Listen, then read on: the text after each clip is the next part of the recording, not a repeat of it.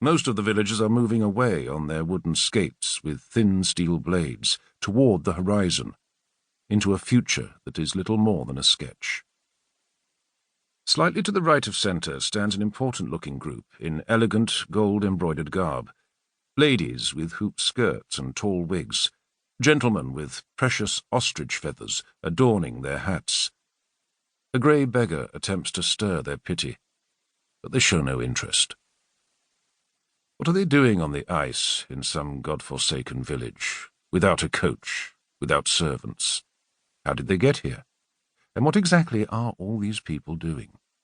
They're not celebrating any special event or feast day, not Christmas, and not Carnival. It is not even Sunday. The church looming in the background is eerily dark. The longer one examines this panorama, the less plausible it becomes. The initial impression of realism grows into an understanding of allegory.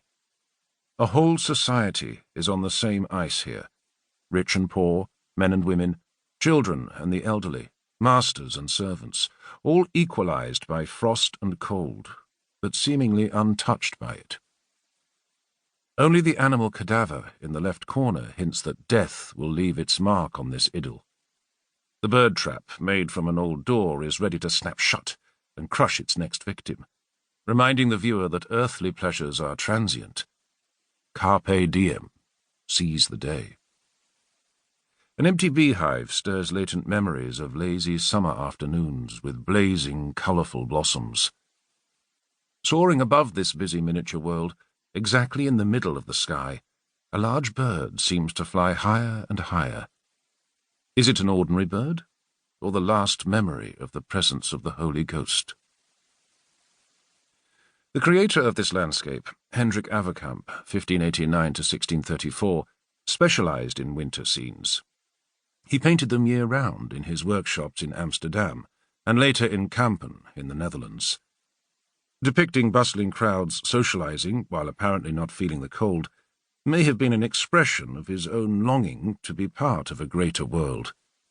He was born deaf and mute, lived quietly with his mother, and followed her into the grave within a few months of her death. The happy scenes he painted were always the lives of others. Like all painters of his time, Averkamp created his compositions not from direct observation, but from sketches and memory. Artists worked in their studios with paints that were freshly prepared, and it would have been a major technical challenge to transfer an entire studio outside. According to the ideas of the time, it would have seemed meaningless simply to paint what happened to be there. Not nature itself, but its symbolic meaning was of greater interest to artists and their patrons. A landscape was a skillful composition of disparate elements, not merely the documentation of reality. Averkamp's sketches were assembled into a whole, an image of the social world in a deceptively natural setting. Another reason why his landscapes consist of many individual scenes. Averkamp and his colleagues composed and constructed communities on the ice, creating an underlying sense that we must all share the same resources. We are all exposed to the same circumstances. A message characteristic of the Netherlands, where collective and cooperative work had been long established among farmers for maintaining dikes, draining marshes, and managing fishing. The aristocracy had never been strong here, and the convictions that everyone shared the same stretch of land and that people swim or sink together had deep roots in cultural practices and attitudes. The people on the ice were assembled there by Averkamp's imagination. The evocation of the season, however, was entirely realistic. Winter landscapes had only recently become a fashionable subject for artists, who sold their paintings mainly to wealthy urbanites.